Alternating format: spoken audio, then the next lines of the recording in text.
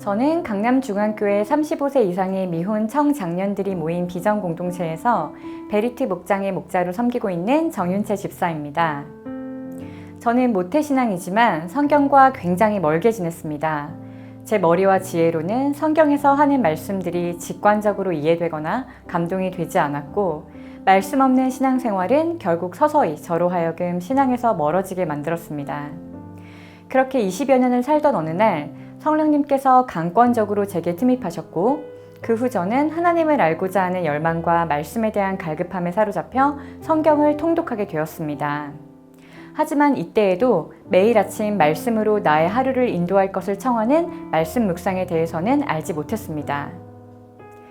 예수님을 인격적으로 만난 후 처음에는 여러 교회를 돌아다니며 말씀에 대한 갈급함을 채워보고자 했지만 쉽지 않았습니다. 그러다가 성령님께서 저를 우리 교회로 인도해 주셨고, 예배당에 들어서자마자 보였던 2023년의 표어 말씀이면 충분합니다 라는 현수막을 보았을 때 하나님의 인도하심에 대한 확신을 가지고 등록하게 되었습니다. 말씀을 전혀 몰랐던 저에게 말씀 묵상은 쉽지 않았습니다. 하지만 매일매일 인도해 주시는 목사님들의 묵상을 따라가고 교회에서 주기적으로 열리는 묵상학교를 통해 묵상의 근육이 쌓여가다 보니 너무나도 신기한 경험들을 많이 하게 되었는데요. 우선 한 주간 제게 있던 고민이나 기도 제목들에 대한 하나님의 마음을 매일 성경 본문을 통해 또는 본문 옆에 기록된 묵상 해설을 통해 전해주실 때가 있었습니다. 또 어떨 때는 목원의 나눔을 통해 전해주실 때도 있었습니다. 또 마치 제 삶을 매일 성경 본문에 따라 맞춤으로 인도하시는 것처럼 그때그때의 삶의 주제와 고민이 지금 묵상하고 있는 성경 본문과 그 안에 담긴 메시지를 통해 분명하게 적용되는 놀라운 경험들을 하게 되었고, 지금도 그렇게 지내고 있습니다.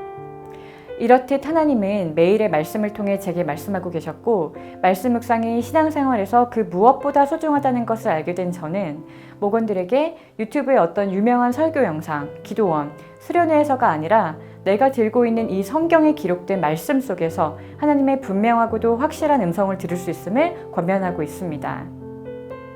그래서 저는 예배만 드리고 공동체 생활을 하지 않는 지체들에게 굳이 공동체로 나오라는 권면을 하지 않습니다.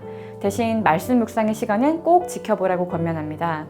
왜냐하면 말씀을 묵상하면 그 시간을 통해 하나님께서 반드시 은혜를 부어주시고, 이를 한번 경험하게 되면 그 은혜를 필히 다른 이들과 나누고 싶어 공동체로 나오고 싶은 마음이 절로 생기기 때문입니다.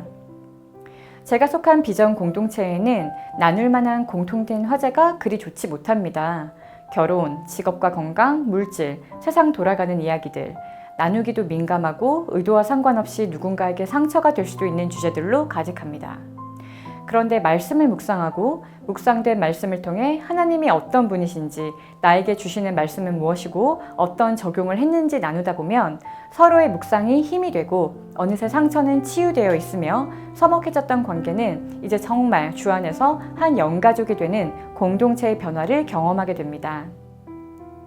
좋은 분위기의 목장이나 선하고 좋은 교회 사람들, 혹은 설교 말씀을 너무나 재밌게 하시는 목회자님들, 이 모든 것들이 합력하여 나의 신앙생활을 즐겁고 풍성하게 만들어주는 것은 사실입니다.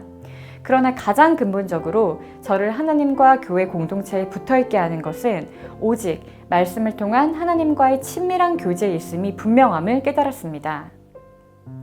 마지막으로 하나님께서 제게 주신 사명이 있는데, 그것은 만나는 사람이 누구든 그에게 복음을 전하고 말씀 묵상을 권면하라는 것입니다.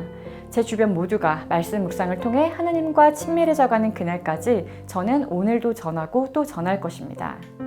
감사합니다.